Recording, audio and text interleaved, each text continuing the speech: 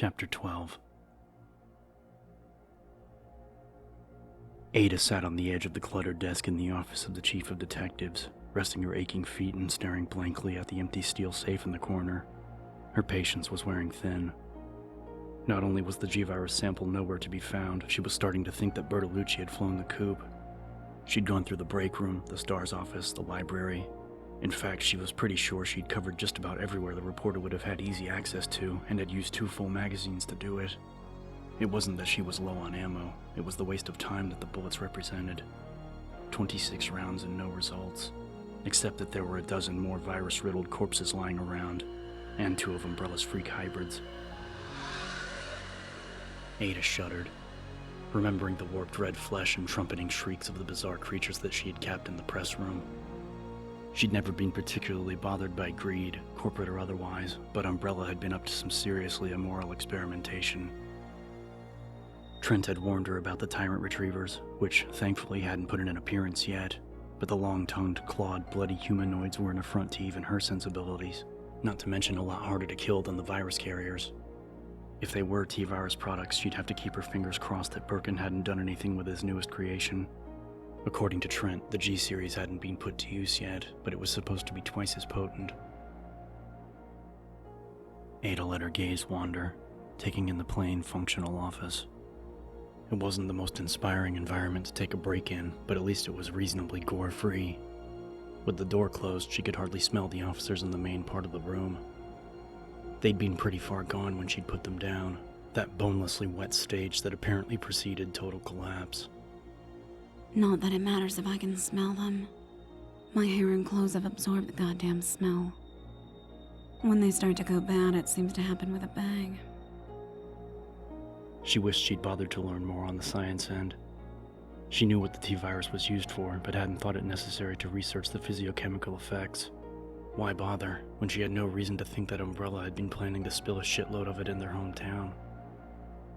She was getting plenty of first-hand information about how well it worked, but it would have been nice to know exactly what happened in the infected party's body and mind, what turned them from a person into a mindless flesh eater. Instead, she could only file away her observations and make guesses at the truth. From what she'd seen, it took less than an hour for someone infected to turn zombie.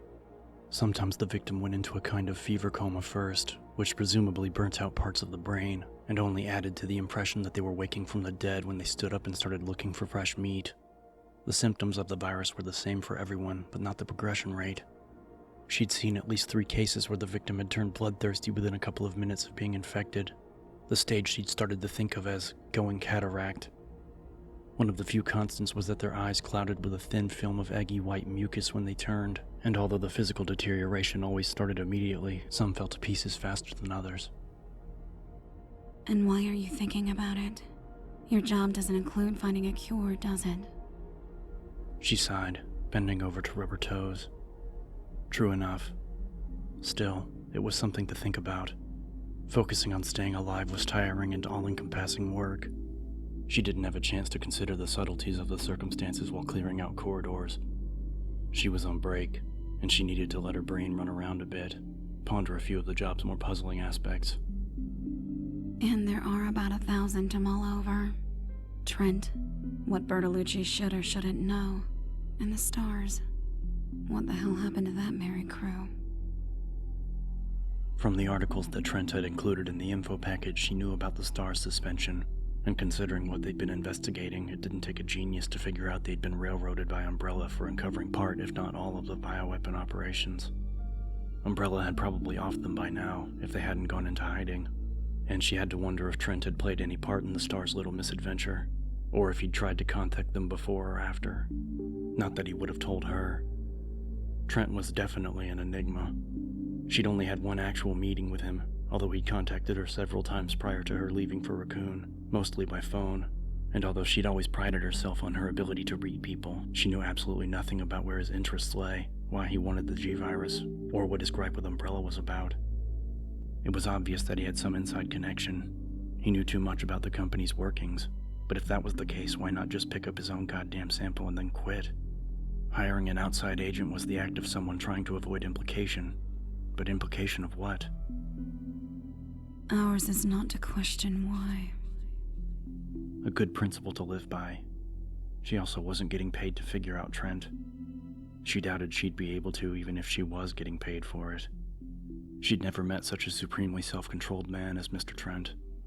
In every interaction they'd had, she'd gotten the feeling that he had been smiling inside, as if he knew some intensely pleasurable secret that no one else was privy to, and yet somehow he hadn't come across as arrogant or overblown. He was a cool one, his geniality so natural that she'd been vaguely intimidated. She might not be able to pick up on his motives, but she'd seen that calm humor before. It was the real face of true power, of a man with a plan and the means to implement it. So has the spill upset his plans, whatever they are, or was he prepared for this contingency? He may not have planned it, but I can't imagine that caught unawares is anywhere in Trent's vocabulary. Ada leaned back, rolling her head tiredly before pushing herself off the desk and stepping back into her uncomfortable shoes. Enough downtime. She couldn't spare her aches and pains more than a few minutes, and didn't expect to figure out much of anything until she was well away from 𝐂𝐿. She still had a couple of areas to check for Bertolucci before heading into the sewers, and she'd noticed that some of the first-floor barricades weren't as solid as she might have hoped. She didn't want to end up blocked out of a path by a new group of carriers from outside.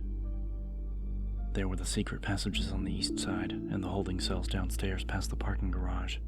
If she couldn't find him in either of those places, she'd have to assume that he'd left the station and concentrate her efforts on obtaining the sample.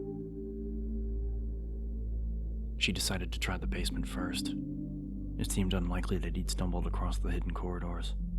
From what she'd read of his work, he wasn't a good enough reporter to find his own ass.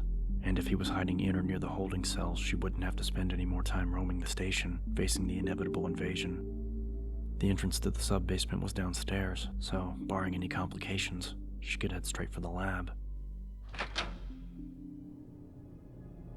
Ada walked out of the office, wrinkling her nose at the fresh burst of rotting smell pushed at her by the lazily spinning ceiling fans.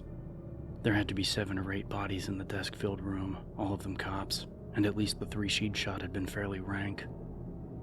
And didn't I leave 5 carriers still walking around in here when I came through before? Ada paused just outside the large and open room, looking back in from the narrow connecting corridor that led to the back stairs. Had there been 5? She knew she'd capped a couple on her first visit. The rest had been too slow to hassle with, and she thought there'd been 5 of them. And yet she'd only had to knock off 3 when she'd returned for her impromptu break. There were 5. I may not be at peak, but I can still count. She wasn't in the habit of doubting her ability to keep track of such things, and the fact that she'd only just noticed was a sign of how tired she was. 2 days ago, she would have made the observation immediately. There was no way to tell if the additional corpses had been shot or had simply disintegrated on their own without exposing herself to contact. They were too messed up, but it would be wisest to assume that there were still a few survivors wandering around. Not for long, one way or another. Whether or not the zombies managed to break through, Umbrella would act soon, if they hadn't already. What had happened to 𝐂𝐿 was a shareholder's worst nightmare, and Umbrella certainly wasn't going to ignore the problem. They'd probably already worked up a failsafe disaster and prepared their own spin to feed the press, and it was a foregone conclusion that they'd try to salvage Birkin's synthesis before putting their failsafe into effect, which meant that she'd have to be very careful. Birkin had apparently been somewhat secretive about his work, and Trent had relayed that Umbrella would eventually send in a retrieval team. With 𝐂𝐿 in ashes, that eventuality had probably been moved forward a few notches. A team of human beings, hopefully. I can handle that. A tyrant, though. I don't need that kind of pain. Ada turned away from the room, walking toward the closed door that would lead her to the basement steps. Tyrant was the code name for a particular series in Umbrella's organic weapons research, a series that embodied the most destructive applications of the T-virus. According to Trent, the White Umbrella scientists, the ones working in the secret labs, had just started tests on a kind of humanoid bloodhound designed to hunt down any assigned center substance it had been encoded for with relentless and inhuman capabilities. A tyrant retriever. A nearly indestructible construct of infected flesh and surgically implanted wiring. Just the kind of thing they might send in to find, say, a sample of the G-virus. Once she collected Trent's sample, she was history, paid and drinking margaritas on a beach somewhere, and anything she might or might not feel about it, about how many innocents had died or what Trent wanted the G-Virus for. It was just one more thing to put on her list of things the job didn't call for. Her defenses safely in place, Ada started for the basement to see if she could find the troublesome reporter.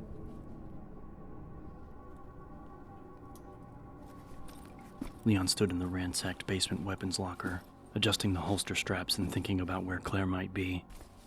From what little he'd seen so far, the station wasn't too bad.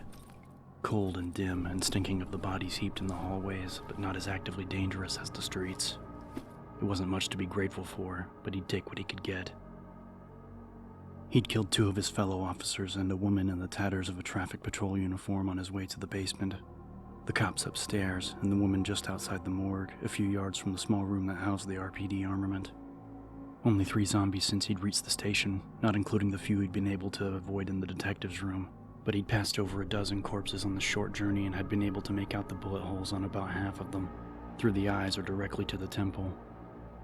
Between the cleanly dispatched creatures and the number of weapons missing from the lockers, he'd dared to hope that Brana had been right about there being survivors. Marvin Brana. Probably dead by now. Does that mean he'll turn into a zombie? If Umbrella's really behind all this, it has to be some kind of a plague or disease. They're a pharmaceutical company. So how do you catch it? Is it a contact thing, or can you get it from taking a deep breath? Leon dropped that train of thought fast. As cool and humid as the basement was, the thought that he could be infected by the zombie sickness made him break out in a sudden feverish sweat. What if all of Raccoon was still hot, and he'd caught it just driving into town? The cluttered shelves of the storage room seemed to close in just a bit, in an anxiety flash of epic proportions. But before real panic set in, he heard his mind's voice remind him of the reality, and the acceptance of the reality that came with it, allowing him to let go of the fear. If you're sick, you're sick. You can eat a bullet before it gets bad. If you're not sick, maybe you can survive to tell your grandkids about all this. Either way, there's probably nothing you can do about it now, except try to be a cop. Leon nodded to himself, sighing. A better plan than worrying about it, and he now had the equipment to boost his chances. The electronic lock for the weapons store had been shot through, saving him from having to go searching for a key card or shooting it himself. The door had obviously been pried open, the external locks and handle practically shredded. On his first dig through the room, he'd been disappointed and not a little freaked. There had been no handguns at all, and very little ammo left in the dented green lockers, but he had found a box of shotgun shells, and after a second, more desperately thorough search, he'd uncovered a 12-gauge hidden behind a high stack of boxes. There were a couple of shoulder harnesses for the Remington model still hanging on a wall hook, as well as a bigger utility belt than the one he already wore. It even had a side pack deep enough to hold all of the loaded magazines. With a final cinch of the harness, he decided that it would be best to start searching the most obvious places first, every connecting corridor from every possible entrance. He'd head back to the lobby first, try to find something to leave a note on. Shots fired, close, and the echoing tone said it was the garage just down the hall. Leon yanked the Magnum out and ran for the door, precious seconds wasted as he fumbled at the mangled handle. The hall was clear, except for the dead traffic cop on the floor to his right. Straight ahead was the entrance to the parking garage, and Leon hurried toward it, reminding himself that he wanted to go in easy, that he didn't want to get shot by a panicked gunman. Take it slow. Get a good look before you move. Identify yourself clearly. The door set into the wall to his right was standing open, and as Leon darted a look into the wide open space, his body shielded by the concrete block wall, he saw something that startled him into forgetting about the shooter. The dog. It's the same goddamn dog. Impossible, but the sprawled, lifeless animal in the middle of the car-lined chamber looked the same. Even with the barest glimpse he'd had before, the slimy, wet demon in canine form that had nearly scared him into a crash 10 miles outside the city could have come from the same litter. Beneath the sputtering fluorescent strips that lit the cold, oil-stained garage, Leon could see how truly abnormal it was. There didn't seem to be anything moving, and no sound except for the buzz of lights. Still holding the Magnum ready, Leon stepped into the garage, determined to get a closer look at the creature, and saw a second one next to a parked squad car, apparently just as dead as the first. Both lay in sticky red pools of their own blood, their long-skinned-looking limbs splayed brokenly. The wild animal attacks? The disease? How long has this shit been going on? And how did they manage to keep it quiet after all those murders? What was even more confusing was why Raccoon wasn't crawling with support services already. Umbrella may have been able to keep their involvement with the cannibal murders silent, but how could they keep Raccoon citizens from calling for help from outside the city? And these dogs, like carbon copies. Something else Umbrella made up in their labs? He took another step toward the fallen dog things, frowning, not liking the dark conspiracy theories that were forming in his thoughts, but unable to ignore them. What he liked even less was the look of the oil stains on the concrete floor. There were too many of the dried splotches for him to count. He bent down to get a closer look, so intent on putting to rest a sudden terrible suspicion that he didn't register the shot until he heard the high-singing whine when it blew past his head. Leon spun left, bringing the magnum up and shouting at the same time, "Hold your fire!" and saw the shooter lowering her weapon. A woman in a short red dress and black leggings standing by a van against the far wall. She started walking toward him, her slender hips rolling smoothly, her head high and shoulders back, as if they were at a cocktail party. Leon felt a rush of anger that she could seem so calm after very nearly killing him, but as she got closer, he found himself wanting to forgive her. She was beautiful, and wore an expression of genuine pleasure at seeing him, a welcome sight after so much death. Sorry about that. She said. When I saw the uniform, I thought you were another zombie. She was Asian American, fine-boned but tall, her short hair a thick and glossy black. Her deep, satiny voice was almost a purr, a strange contrast to the way she looked at him. The slight smile she wore didn't seem to touch her almond-shaped eyes, which were scrutinizing him carefully. "Who are you?" Leon asked. Ada Wong. That throaty purr again. She tilted her head, still smiling. "I'm Leon Kennedy," he said reflexively, not sure what to ask or where to start. What are you doing down here?" Ada nodded toward the van behind her, an RPD transport wagon that was blocking the holding cell area. I came to Raccoon looking for a man, a reporter named Bertolucci. I have reason to think he's in one of the cells, and he might be able to help me find my boyfriend. Her smile faded, her sharp, almost electric gaze meeting his. And I think he knows all about what happened here. Would you help me move the van? If there was a reporter locked up in the holding cells who could tell them anything at all, Leon was eager to meet him. He wasn't sure what to make of Ada's story, but couldn't imagine why she would lie about anything. The station wasn't safe, and she was looking for survivors just as he was. "Yeah, okay," he said, feeling caught off guard by her smoothly direct manner. It felt like she had taken control of their meeting, some subtle but deliberate manipulation that had put her in charge, and from the casual way that she turned and walked back to the van, as if there was no question that he would follow, he thought she knew it. "Don't be paranoid. Strong women do exist, and the more people we can find, the more help I can get to look for Claire."